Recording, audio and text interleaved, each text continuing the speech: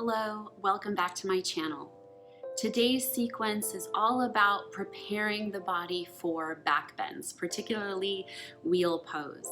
As indicated by its name, wheel, you are going to be bringing the body into a fairly deep back bend. And the thing with back bends is we don't want to compress the lower spine, the lumbar spine. We want to bring the bend of this pose into the upper part of the spine, so from mid to upper back. Another thing that we need to prepare for is stretching the front of the body, because if we were going to ask our spine to curve, we need to stretch the front of the body. So getting the heart open, the shoulders prepared, as well as the quadriceps, the fronts of the thighs, so that we can create that beautiful arc in our back bends. Practicing back bends help counteract that drawing in, that slouching that we tend to do by strengthening the erectors along the back body, those muscles that help support the spinal column. So when those muscles are strong, it feels uncomfortable to draw inward like this. So strengthening those back muscles can help bring the spine to stand up nice and tall and to bring that airflow and that breathing, that ease back into your breath again. You might want to have a blanket and a couple of blocks nearby if you'd like. And when you're ready, go ahead and meet me on your mat. Begin in tabletop pose. Inhale, bend the elbows, shine the heart through. Exhale, press the floor away, round the back. Inhale, soften the elbows, soften the belly. Exhale, round the back, create some space.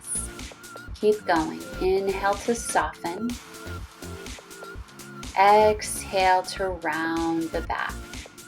Bring some energy along the spine. Coming back to that neutral spine, walk your hands forward, keeping the hips aligned over the knees. Slide the shoulder blades wide apart, allowing the heart to soften down towards the earth in puppy pose. Staying here for a few deep breaths, or if you'd like, tuck the toes under, press the legs straight, actively pressing down through the feet to get more of a curve along the upper part of the spine.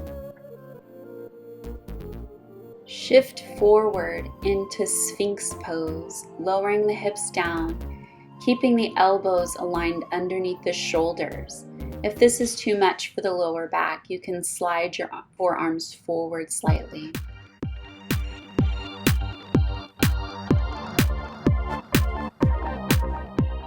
Tucking the toes under, lift up into forearm plank. Pressing back through the heels, lower belly engaged. Make your way up to downward facing dog. Pedaling out the heels for a few deep breaths.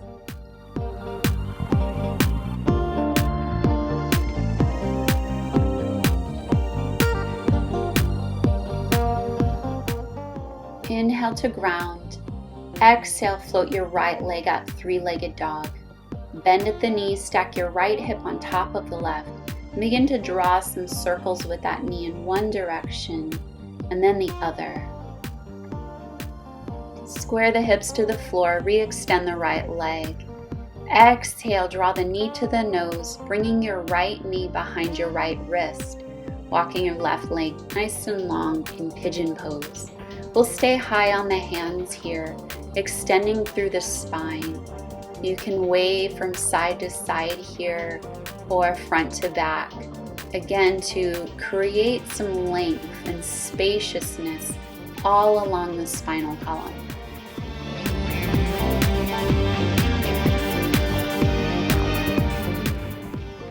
Plant your hands to the floor, retuck your left foot. Extend the right leg high. Exhale, knee to nose, stepping your right foot to your right thumb. Drop your left knee down to the floor, sliding a blanket underneath if you'd like. Bringing the hands to the hips.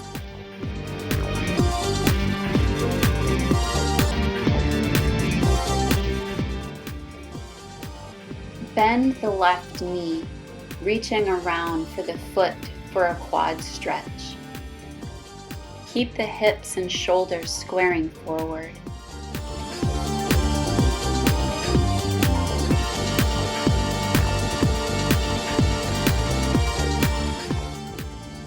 Release the foot, bringing the hands to the floor. Shift the hips back, straightening through the right leg, half splits. Take a few waves of the spine to create some space. Return to your lunge, keeping your left hand planted. Reach your right arm straight forward. Circle the arm around.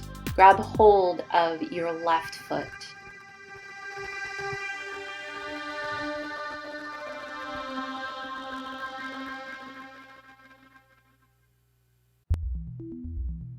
Release the foot, exiting just as you entered by circling the right arm down and around and planting the hand inside of the right foot. Lower down to the forearms, picking up your left knee for lizard lunge. Keep the right knee hugging in towards the shoulder for stability. Lower down the left knee. Walk your hands back to frame the right foot. Take your right leg up and back, three-legged dog. Return to downward facing dog.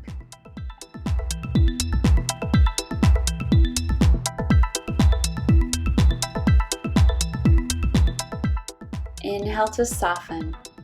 Exhale, ripple forward into plank pose. Inhale here at the top. Exhale, lower through chaturanga. Inhale, upward facing dog.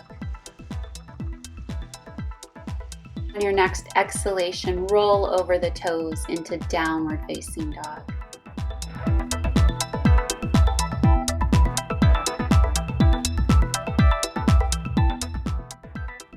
Inhale to soften. Exhale, left leg lifts, three-legged dog. Inhale. Exhale, bend at the knee. Stack your left hip on top of the right, drawing some circles with that knee in one direction and then the other. Re-extend the legs, squaring the hips to the floor. Exhale, hug the knee in, bringing the left knee behind the left wrist. Walking the right leg long. Frame the left knee with the hands. Wave the spine long, creating space.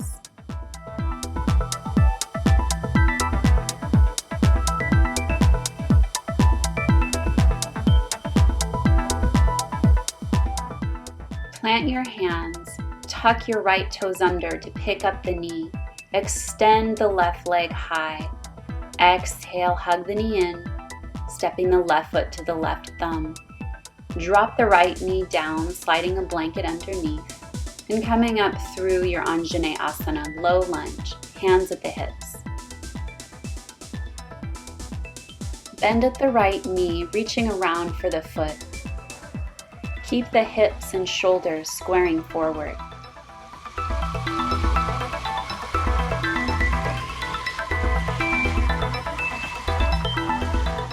Release the foot, planting the hands down.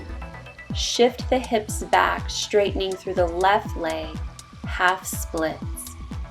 Inhale to wave the spine long.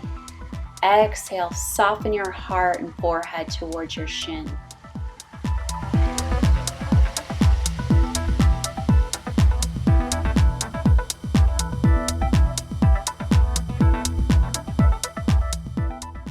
Return to your lunge, extending your left arm forward. Circle the arm up and over to catch hold of your right foot.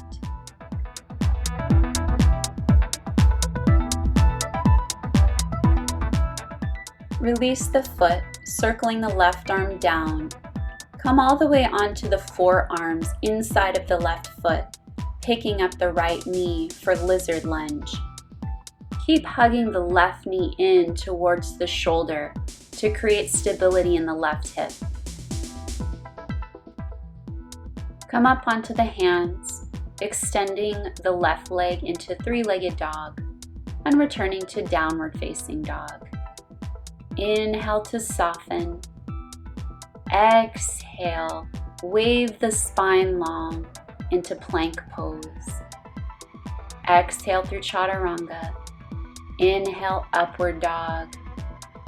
Exhaling to roll over the toes into downward facing dog.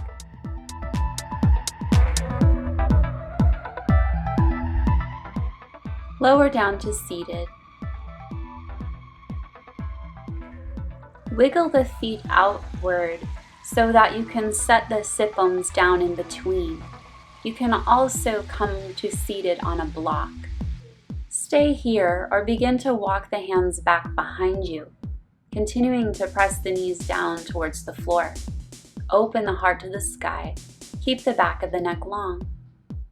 If that feels okay, you can lower down onto the elbows, reaching for the toes. Again, the back of the neck is long. And try coming all the way onto the back in reclined hero's pose, checking in with the knees and coming out of the pose whenever you need to.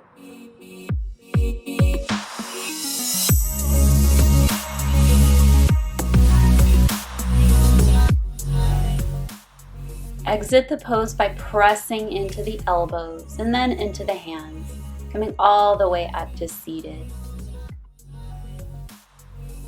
Swing the legs around front and lower all the way onto the back.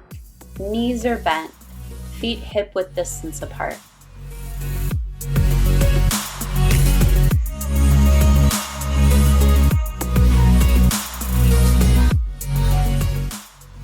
On your next breath in, press the hips up to the sky.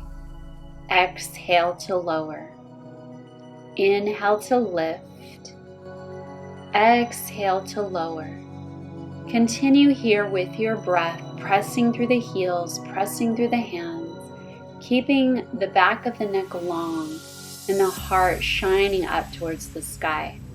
You can add the arms here as well, inhaling, reaching arms as you lift the hips, exhaling, lowering everything down at the same time.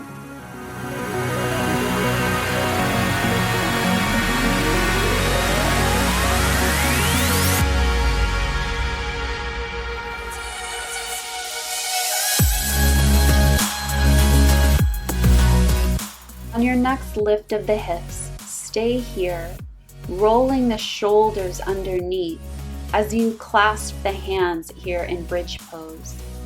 You can stay here in bridge pose or lower the hips down, bringing the hands right next to the ears, fingertips facing the shoulders. Lift up the hips again and work towards straightening the arms into wheel pose. Use your feet to press into the earth, sending all that energy and curve up into the higher part of the spine. You can inch the toes in closer towards the hands if you'd like.